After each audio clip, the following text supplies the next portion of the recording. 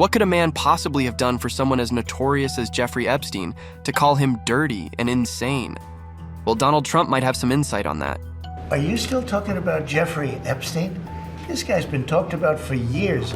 You're asking, we have Texas, we have this, we have all of the things. And are people still talking about this guy, this creep? Newly released emails from Epstein are circulating online, and it looks like he knew Trump better than most people thought. One of the emails even claims that Trump knew about the girls, apparently in reference to Trump's own statement that he had kicked Epstein out of Mar-a-Lago for recruiting young women who worked at the club. Epstein also wrote, "I know how dirty Donald is," in a 2018 email to a former White House counsel under Obama.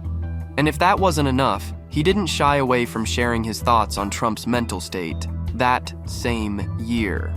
Of course, Press Secretary Caroline Leavitt was quick to dismiss the emails.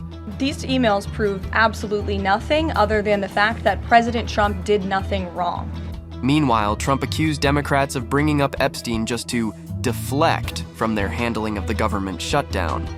But let's take a closer look at what these emails actually say.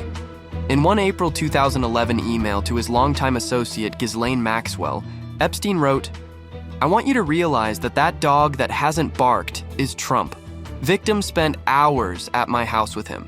He has never once been mentioned." There are also emails between Epstein and author Michael Wolff from January 2019, during Trump's first term. Epstein wrote about Trump's claim that he had asked Epstein to resign from Mar-a-Lago.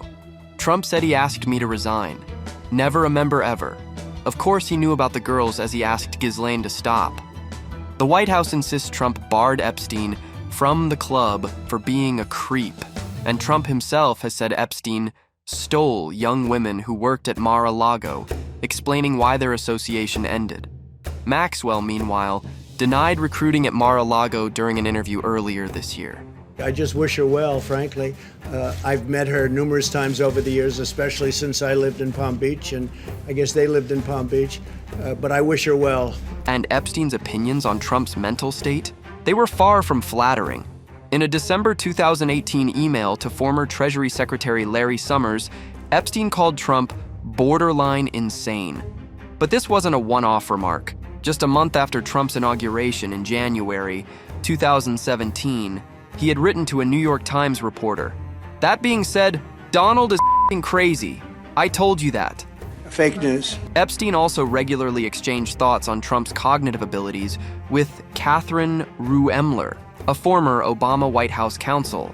For example, in March 2018, he forwarded her a Daily Beast article questioning Trump's stability, noting simply that it was accurate. And going back to July 2017, Rumler wrote, "Trump is truly stupid," to which Epstein replied casually, "Duh." Then there's a December 2018 email where Epstein warned that treating Trump like a mafia don ignored his great dangerous power, adding, "Tightening the noose too slowly risks a very bad situation. Not so with this maniac." He even suggested some people close to Trump agreed that he was borderline insane. And in January 2018, discussing the release of Michael Wolff's book about Trump, Epstein speculated Donald might have early dementia. After a reporter remarked, Trump sounded increasingly unhinged. The emails also show just how open Epstein was about sharing shocking details. In late 2015, he told a New York Times reporter he could produce photos of Donald and girls in bikinis in my kitchen. He even referenced a 20-year-old girlfriend from 1993 that he claimed he gave to Donald after 2 years. Epstein's 2003 birthday album had a similar joke about giving a fully depreciated woman to Trump. And I was innocent. And here I am because I was able to beat all of the nonsense that was thrown at me. And here's a wild detail. Nearly a month before Trump met Vladimir Putin in Helsinki in 2018, Epstein emailed that if Russia wanted to understand Trump, they should talk to him. He wrote to a former Prime Minister of Norway, "I think you might suggest to Putin that Lavrov can get insight on talking to me." Epstein even weighed in on the Helsinki summit, calling Trump predictable and saying, he thinks he has charmed his adversary. Admittedly, he has no idea of the symbolism. He has no idea of most things. Harsh. Let's rewind a bit. Trump and Epstein weren't just acquaintances, they were buddies. Their friendship goes back decades, with both men living it up between New York and Palm Beach. There are photos, flight records, and yes, parties. A lot of them. They were spotted together at Trump's Mar-a-Lago club and dining in Epstein's lavish Manhattan mansion. In 2002, Trump told New York Magazine, "I've known Jeff for 15 years. Terrific guy. He's a lot of fun to be with." And then added, "Brace yourself." It is even said that he likes beautiful women as much as I do, and many of them are on the younger side. Yikes. There's also that 1992 NBC clip from Mar-a-Lago, where Trump and Epstein are seen pointing at women on the dance floor like they're picking items off a menu. That same year, Trump reportedly hosted a calendar girl competition at the resort. According to George Haraney, who helped organize it, 28 girls flew in for the event, only to find out that the only guests were Trump and Epstein. I'll tell you the funniest is that I'll go backstage before a show. Yes. And everyone's getting dressed and ready and everything else. And, no men are anywhere. And I'm allowed to go in because I'm the owner of the pageant, and therefore I'm inspecting it. I'm inspecting. I want to make sure that You're like a everything is doctor. good. You're there. Yeah, the dress is. But somewhere along the way, the bromance soured. By 2004, Trump and Epstein were reportedly rivals, both trying to snatch up prime Palm Beach real estate. No one knows exactly what happened, but the vibe clearly changed. By 2019, after Epstein's arrest, Trump was keeping his distance, saying, "I was not a fan. I had a falling out with him a long time ago." Trump has always insisted he had nothing to do with Epstein's shady dealings. He claimed he never flew on the infamous private jet or visited the private island. But then, the flight logs came out, and according to those, Trump flew with Epstein 7 times. Would you declassify the Epstein files? Yeah, I would. All right. Yes, I would. I think that less so because, you don't know. You don't want to affect people's lives if it's phony stuff in there, because there's a lot of phony stuff with that whole world. Then there's Virginia Giuffre, an Epstein survivor who tragically took her own life in April 2025.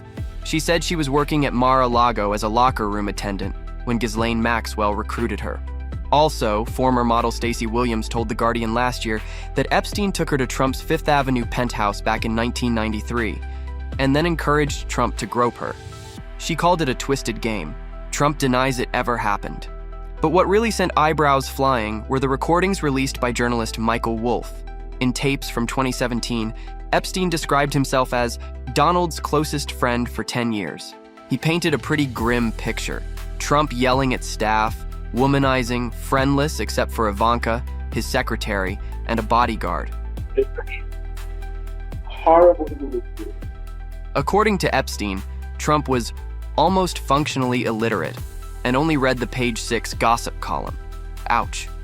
He's not functionally illiterate. But his reading comprehension of anything is complicated. But the part that's likely to stir up the most outrage? Epstein's claims about Trump's behavior with women. He said Trump once bragged after an encounter in an Atlantic City casino, "The only thing I really like to do is wives of my best friends." Charming. He does nasty things to his best friends' wives. Anyone who first tries to gain the trust and loses it. Of course, Trump's campaign team pushed back hard. His former press secretary Caroline Leavitt called the tapes outlandish false smears and accused Wolff of trying to interfere in the election, on behalf of Kamala Harris, no less.